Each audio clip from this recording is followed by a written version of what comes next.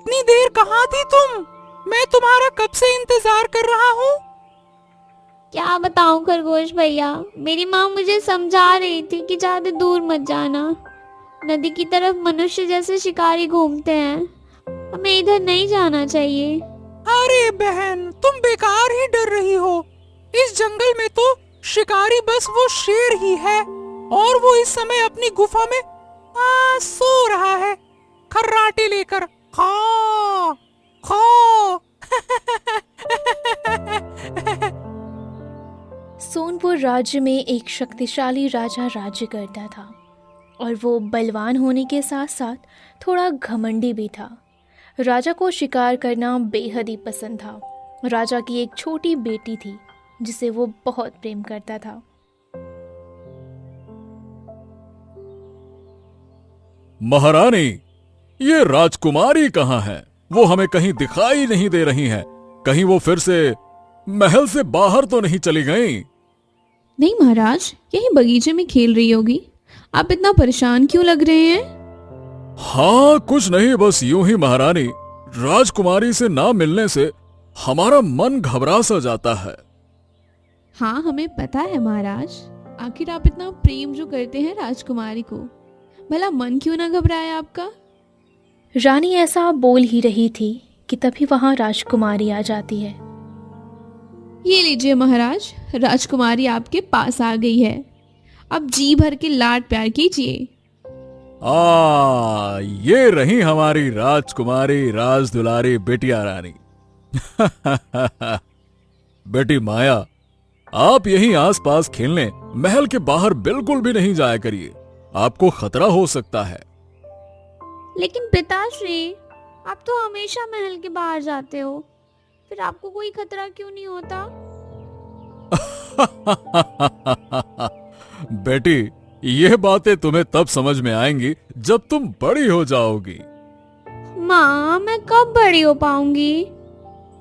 बेटी, तुम बहुत जल्दी बड़ी हो जाओगी। अभी तुम मेरे साथ चलो, मैं कुछ दिखाती हूँ। ठीक है माँ, पर मैं कितने दिनों में बड़ी हो जाऊंगी? क्या मैं कल ही बड़ी नहीं हो सकती? हाँ मेरी प्यारी गुड़िया, आप कल ही बड़ी हो जाओगी, पर पहले आपको भोजन करना होगा और दूध भी पीना होगा। उसके बाद राजकुमारी अपनी माँ के साथ भोजन करने और दूध पीने के लिए चली जाती है। तभी मंत्री वहां आ जाता है और राजा से कहता है, महाराज, क्षमा चाहूंगा, लेकिन हमें शिकार पर जाना था। शायद आप भूल गए हैं। अरे नहीं मंत्री, हम भूले नहीं हैं। अरे वो तो हम अपनी प्यारी राजकुमारी से थोड़ा बातें कर रहे थे। चलिए महारानी, हम शिकार पर जा रहे हैं। आप राजकुमारी का ख्याल रखना, कहीं वो खेलते खेलते महल के बाहर ना चली जाए, ठीक है? ठीक है महाराज, पर मेरी आपसे एक विनती है। क्या महारानी, आप निश्चिंत होकर कहिए। महाराज, मैं चाहती हूँ कि आप उन मासूम और बेजुबान जानवरों का शिकार करना छोड़ दें। उन बेचारों को उनके परिवार से अलग ना करें। अरे ये आप ये क्या कह रही हैं महारानी? शिकार करना एक राजा का कर्तव्य है। इससे हमारे बल और साहस का परिचय मिलता है। पर उन बेजुबान माताओं का क्या, जो अपने बच्चों को खोकर आंसू बहाती होंगी? अरे वो लोग जानवर हैं, जानवर। उनमें मनुष्य जैसी भावनाएं नहीं होती हैं महारानी। आप बेफजूल में चिंतित हो रही हैं। महाराज, समय हो गया है, चलिए, हमें देरी हो जाएगी शिकार के लिए। अब हमें चलना चाहिए। हाँ, ठीक है महारानी। अब राजकुमारी का आप ध्यान रखना, हम जल्द ही वापस आ जाएंगे। उसके बाद राजा अपने घोड़े पर बैठकर अपने मंत्री के साथ शिकार के लिए निकल जाता है।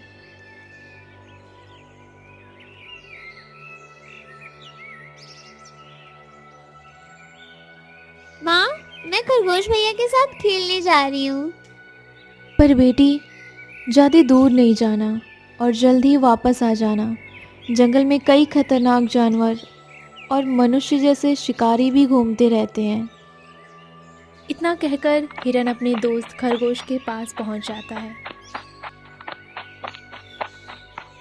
ओह, इतनी देर कहाँ थी तुम? मैं तुम्हारा कब से इंतजार कर रहा हूँ। क्या बताऊं खरगोश भैया, मेरी माँ मुझे समझा रही थी कि ज्यादा दूर मत जाना। नदी की तरफ मनुष्य जैसे शिकारी घूमते हैं, हमें इधर नहीं जाना चाहिए। अरे बहन, तुम बेकार ही डर रही हो। इस जंगल में तो शिकारी बस वो शेर ही है, और वो इस समय अपनी गुफा में सो रहा है, खर्राटे लेकर। खा खा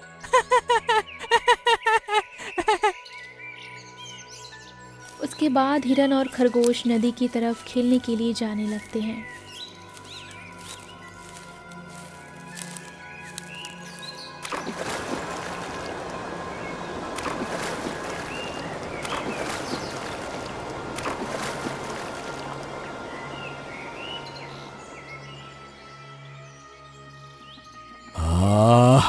अरे अब और कितनी देर यहाँ शिकार का इंतजार करें मंत्री जी। लगता है कि आज निराश होकर ही वापस लौटना होगा। हाँ महाराज, मुझे भी लगता है कि अब महल की तरफ चलना चाहिए, और मुझे बहुत जोर से प्यास भी लगी है। हमें अब वापस लौट ही जाना चाहिए। अरे मंत्री जी मैं तो भूल ही गया था कि प्यास तो जानवरों को भी लगती है ना। हम यहाँ क्यों इंतजार कर रहे हैं? अरे नदी की तरफ हमें चलना चाहिए, वहां कोई न कोई शिकार जरूर मिल सकता है। चलो। हाँ महाराज, आपने बिल्कुल सही कहा। और अगर शिकार ना मिले तो हम अपनी प्यास तो बुझा ही सकते हैं। उसके बाद राजा और मंत्री अपने शिकार की तलाश में नदी की तरफ जाने लगते हैं।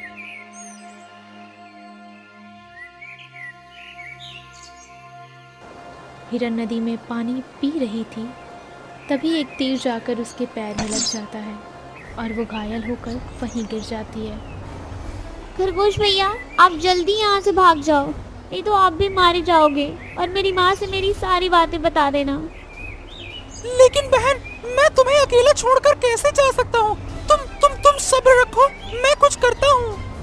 नहीं खरगोश भैया, आप जल्दी यहाँ से भाग जाओ, नहीं तो वो मनुष्य आपको भी अपना शिकार बना लेगा। जाओ, जल्दी जाओ। हाँ देखा मंत्री जी, देखा देखा, मैंने कहा था ना कि हमारा शिकार नदी की तरफ ही हमारा इंतजार कर रहा है। हाँ महाराज, वैसे आपने काफी दिनों के बाद किसी हिरण का शिकार किया है। दूसरी तरफ खरगोश दौड़ता हुआ हिरन के माँ के पास जाता है और उसे सारी बातें बताता है।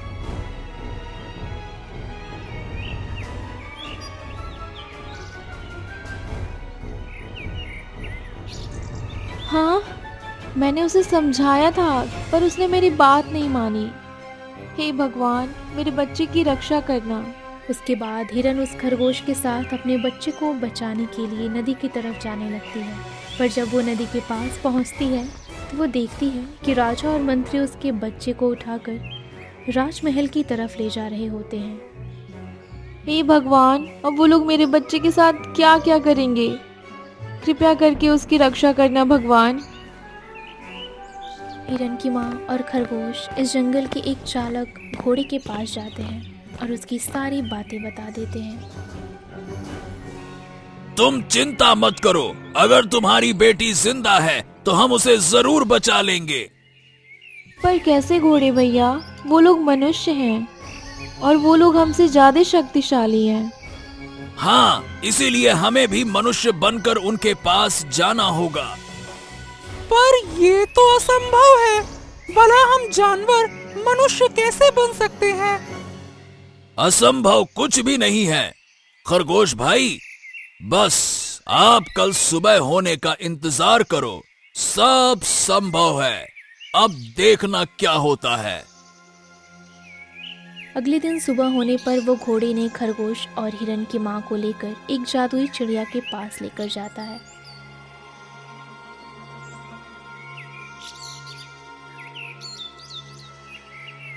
चिड़िया बहन, कृपया करके मेरी मदद करे। एक शिकारी राजा ने मेरे बच्चे का शिकार करके उसे अपने साथ अपने महल ले गया है। अब मैं उसे कैसे वापस लाऊं? ठीक है, उसे मैं अभी अपनी शक्तियों से तुम्हारे बच्चे को सही सलामत यहाँ पर लाती हूँ। नहीं चिड़िया बहन, ऐसा मत कीजिए। ऐसा करने पर हिरण का बच्चा तो हमारे पास आ जाएगा, पर राजा उससे कोई सबक नहीं सीखेगा। हाँ चिड़िया बहन, वह राजा फिर से किसी निर्दोष बच्चे को उसकी माँ से अलग कर देगा। फिर मैं क्या करूँ? बस उस राजा को ही सबक सिखा देती हूँ। बोलो। नहीं चिड़िया बहन, उस राजा को तो सबक हम सिखाएंगे। बस आप हम तीनों को मनुष्य बना दें। मैं तुम्हें मनुष्य बना दूंगी, पर तुम तीनों में से कोई एक ही मनुष्य बन सकता है। ठीक है चिड़िया बहन, फिर आप मुझे ही मनुष्य बना दो।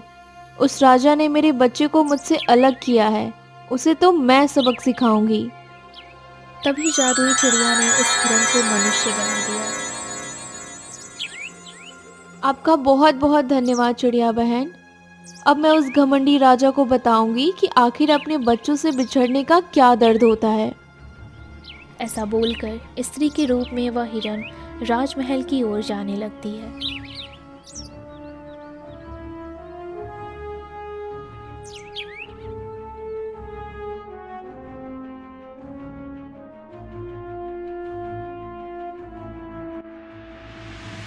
हाँ अच्छा, तो बताइए आप कौन सा काम कर सकती हैं? जी, मैं किसी भी जानवर या पशु को उनके स्वभाव को देखकर उनकी भाषा समझ जाती हूँ और उनको कुछ भी काम करने का आदेश भी दे सकती हूँ। क्या क्या सच में ऐसा संभव है? अगर ऐसी बात है तो इस हिरण के बच्चे को बैठा कर दिखाओ। जब से ये हिरण यहाँ पर आई है बैठी ही नहीं है। चलो दिखाओ अपना कमाल। राजा जैसा बोलता है, स्त्री के रूप में वह हिरण अपने बच्चे को अपने पशु की भाषा में सब कुछ बता देती है। हाँ, अरे वाह वाह वाह, ये तो कमाल कर दिया आपने। ठीक है, हम आपको अपनी राजकुमारी को खिलाने और खुश रखने का काम देते हैं। क्या आप राजी हैं? बहुत बहुत धन्यवाद, मैं आपका एहसान कभी नहीं चुका पाऊंगी। अच्छा अच्छा, ठीक है ठीक है ठीक है। अब आप राजकुमारी को लेकर कमरे में जाइए। और मंत्री जी, हम कल सुबह हाथियों का शिकार करने जा रहे हैं। यही राजकुमारी की इच्छा है। ठीक है महाराज, मैं आज ही पूरी तैयारी कर लूंगा।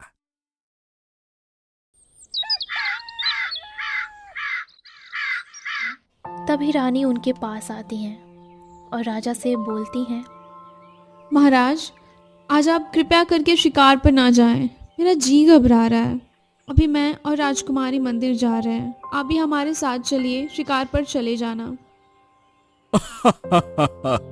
अरे नहीं महारानी, आज तो हमारा मन शिकार पर जाने का पूरा पूरा है। हम मंदिर कभी और चले जाएंगे, आप जाइए। ठीक है महाराज, जैसी आपकी इच्छा, पर हाथियों का शिकार सावधानी से कीजिएगा। हाथी बहुत ही खतरनाक होते हैं। अरे उसकी चिंता आप ना करें महारानी, आप बस राजकुमारी का ध्यान रखिएगा। बिल्कुल महाराज, पर आप जल्दी आने की कोशिश कीजिएगा। उसके बाद राजा अपने मंत्री के साथ हाथियों का शिकार करने के लिए जंगल की तरफ जाने लगता है। दूसरी तरफ रानी भी राजकुमारी को लेकर मंदिर की तरफ पूजा करने के लिए जाने लगती है। हाँ मंत्री जी, अरे मंत्री जी, इतने बड़े जंगल में हमें हाथियों का बच्चा कहाँ मिलेगा भाई? महाराज, हाथी का बच्चा तो हमें केवल हाथियों के झुंड की तरफ ही मिलेगा, और महाराज जो हम में से किसी ने नहीं देखा है। चलिए कुछ देर विश्राम कर लेते हैं मंत्री जी, फिर हम सोचेंगे कि हमें किस तरफ जाना है।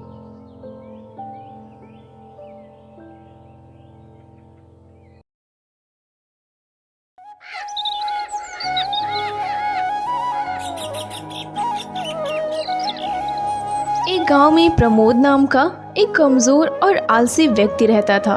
उसके आलसीपन के व्यवहार से उसकी पत्नी शर्मिली बहुत परेशान रहा करती थी। प्रमोद दिन भर घर में पड़ा रहता। एक दिन प्रमोद आराम से चारपाई पर लेटा हुआ था। तभी उसकी पत्नी शर्मिली खेतों में काम करके थकी हारी घर आई और प्रमोद को आराम करता देख उसका गुस्सा 7वें आसमान पर पहुंच गया। शर्म तो आती नहीं है, दिन भर घर पर पड़े रहते हो, ये नहीं कि खेतों में बीवी का हाथ बटा लिया करो। ये कैसी बातें कर रही हो शर्मिली तुम तो जानती ही हो कि ये छोटे मोटे काम मेरे लिए नहीं बने हैं, मैं कुछ बड़ा करने के लिए बना हूँ। हाँ, बड़े रणबीर कपूर बनते फिरते हो, छोटा सा काम तो होता नहीं है और बातें इतनी बड़ी बड़ी मारते हो, निठल्ले कहीं के। पूरे गांव में मेरी नाक कटा के रखी है तुमने। देखना जब मैं अमीर बन जाऊंगा तब यही गांव वाले तुम्हें सेठानी सेठानी कहकर बुलाएंगे। फिलहाल तो मुझे नौकरानी नौकरानी कहकर बुलाते हैं। एक तो तुम कोई काम नहीं करते, ऊपर से गांव का ऐसा कोई भी व्यक्ति तुमने नहीं छोड़ा जिससे तुमने उधारी ना लिया हो। मैं तो तुम्हारी उधारी देते देते तंग आ गई हूँ। बस मुझे तुम्हारी यही बात सबसे बुरी लगती है शर्मिली, कि तुम आते ही पूरा घर सिर पे उठा लेती हो। तो क्या करूँ, तुम ही बताओ ना, क्या करूँ मैं?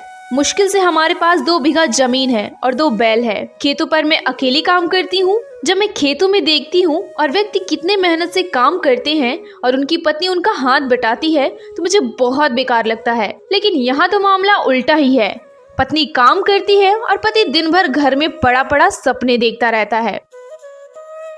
शर्मिली की बात सुनकर प्रमोद इतना बेशर्मी से हंसा और बोला, अरे बस भी करो शर्मिली, मुझे बहुत तेज से भूख लग रही है, जाओ जाकर जल्दी से खाना बना दो।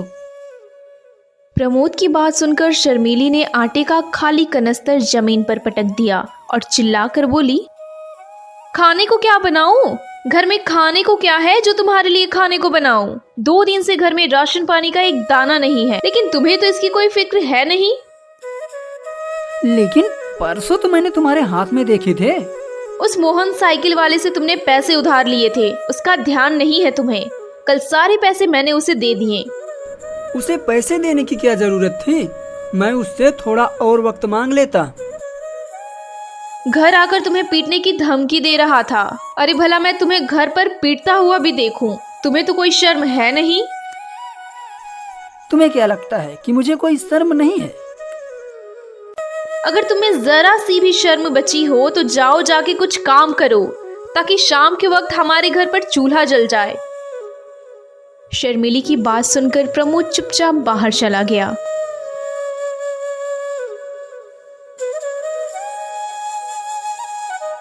वो एक पेड़ के नीचे बैठकर अपने आप से बातें करने लगा।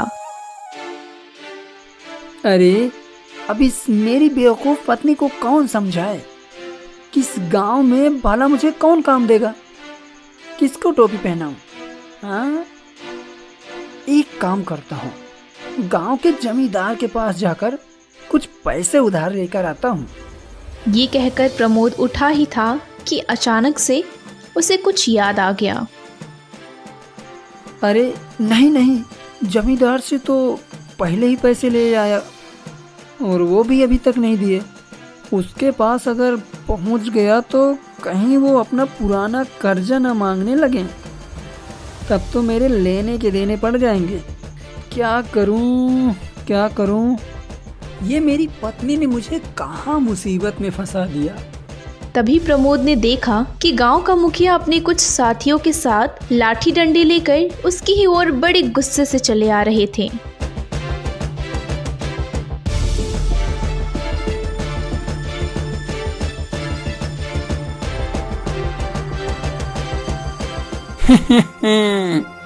बहुत दिन हो गए प्रमोद बेवकूफ बनाते बनाते, आज तो मैं तुझसे पैसे लेकर ही जाऊंगा। मुझे थोड़ी मोहलत और दे दीजिए मुखिया जी, मैं आपकी एक एक पाई चुका दूंगा। कहाँ से चुका देगा? कुछ काम काज तो करता नहीं, धरती का बोझ है, काम का न काज का, दुश्मन अनाज का। प्रमोद समझ गया कि आज तो उसकी मार खाने की पूरी नौबत है। मुझे एक आखिरी मौका दे दो मुखिया जी, मैं वादा करता हूँ कि 1 महीने के बाद मैं आपके पैसे लौटा दूंगा। प्रमोद की बात सुनकर मुखिया अपनी मूंछों पर ताव देता हुआ हंसता हुआ बोला, किस किस की रकम चुकाएगा? तूने तो हर किसी से उधार ले रखा है। गांव में पता नहीं किस किस को बेवकूफ बनाया होगा। आज तो मैं पैसे लेकर ही जाऊंगा। मुझे थोड़ी सी मोहलत और दे दीजिए। आज या तो अपने पैसे लेकर जाऊंगा या तो फिर तेरी चमड़ी उधेड़ कर जाऊंगा। क्या देखते हो भाई, मारो इसे।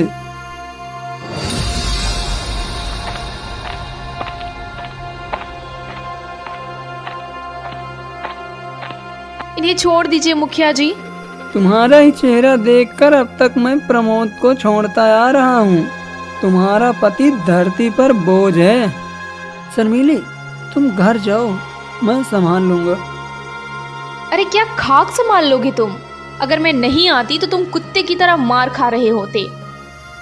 प्रमोद शर्मिली को हाथ पकड़कर अलग ले जाकर आहिस्ता से बोला, तुम शायद मेरी बुद्धि को नहीं जानती हो। हाँ, मैंने इस मुखिया के जैसे कई लोगों को बेवकूफ बनाया है। हाँ बनाया होगा, लेकिन मुझे नहीं लगता कि तुम आज इसे बेवकूफ बना पाओगे।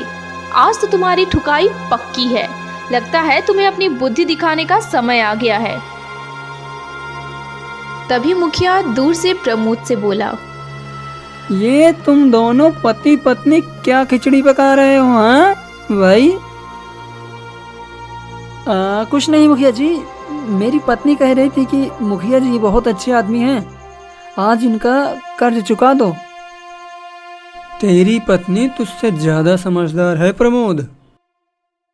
देखो मुखिया जी, पैसे तो मेरे पास नहीं हैं, लेकिन मेरे पास 2 मोटे मोटे बैल हैं।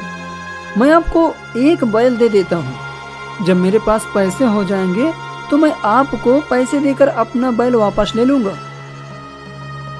मुखिया कुछ सोचता हुआ बोला, अब तूने बात पते के की है प्रमोद। मुखिया प्रमोद का एक बैल ले गया।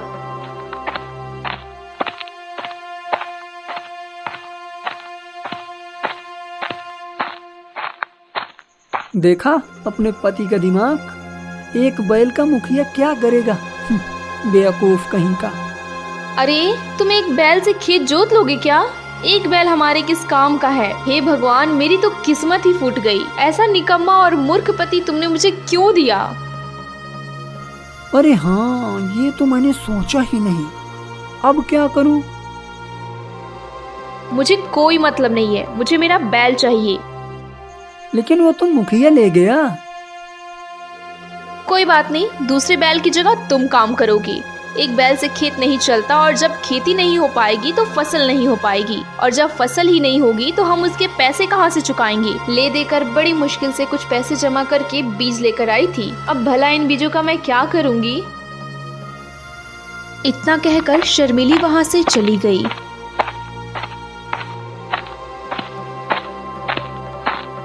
प्रमोद अपने खेत के एक पेड़ के नीचे बैठा हुआ अपने निठल्लेपन पर अफसोस कर रहा था कि तभी उसके कानों में एक आवाज टकराई। इस तरह उदास क्यों बैठा है?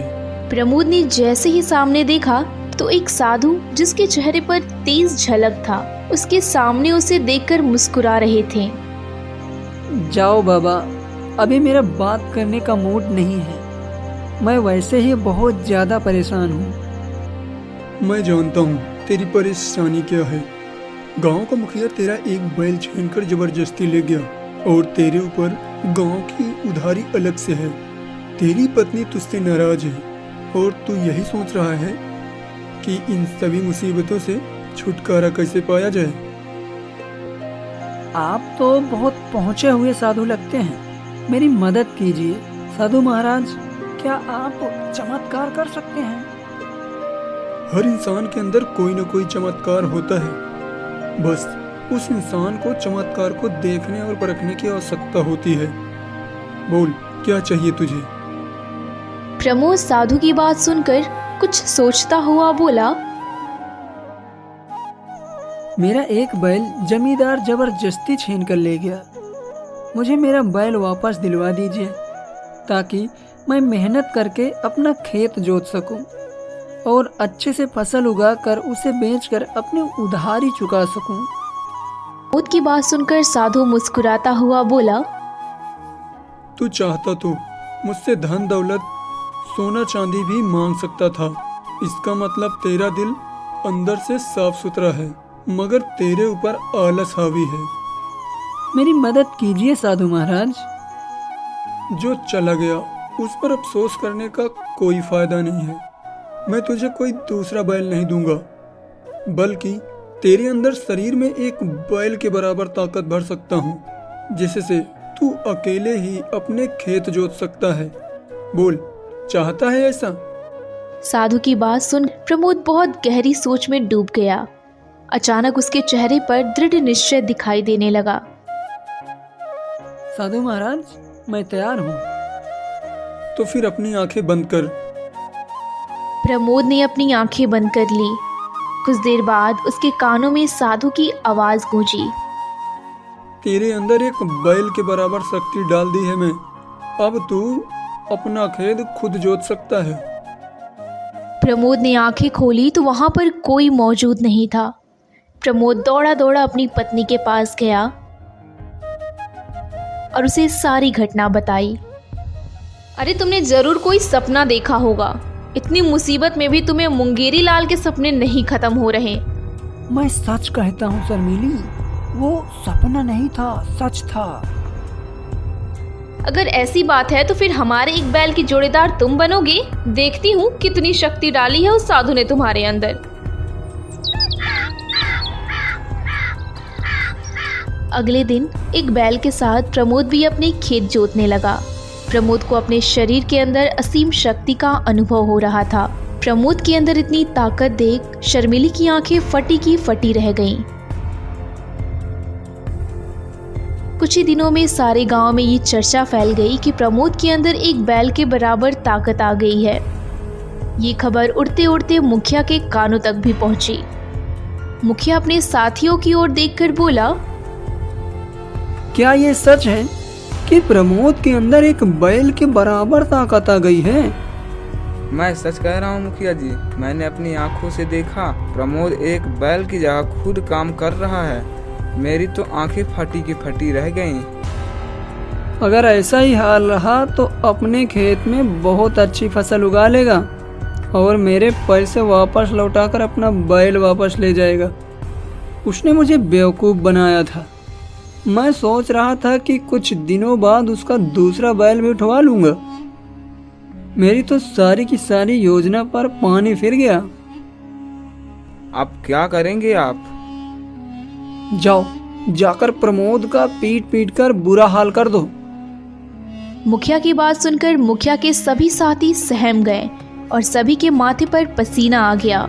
मुखिया चिल्लाते हुए बोला, क्या हुआ तुम सब मुस्टंडों को? मैं तुम सबको रोज ताजा ताजा मट्ठा और दूध पिलाकर पालता हूँ और तुम प्रमोद को मारने भी नहीं जा सकते। मुखिया जी, प्रमोद के अंदर एक बैल के बराबर शक्ति है। अंदाजा लगाइए, अगर हम में से कोई उसे पीटने के लिए गया तो हम उसका एक मुक्का बर्दाश्त नहीं कर पाएंगे। मेरी मानिए मुखिया जी, तो आप भी उसे पीटने का सपना छोड़ दीजिए। प्रमोद अब वो प्रमोद नहीं रहा। अपने साथी की बात सुनकर मुखिया चुपचाप हो गया। सच तो ये था कि मुखिया भी अंदर से घबरा चुका था।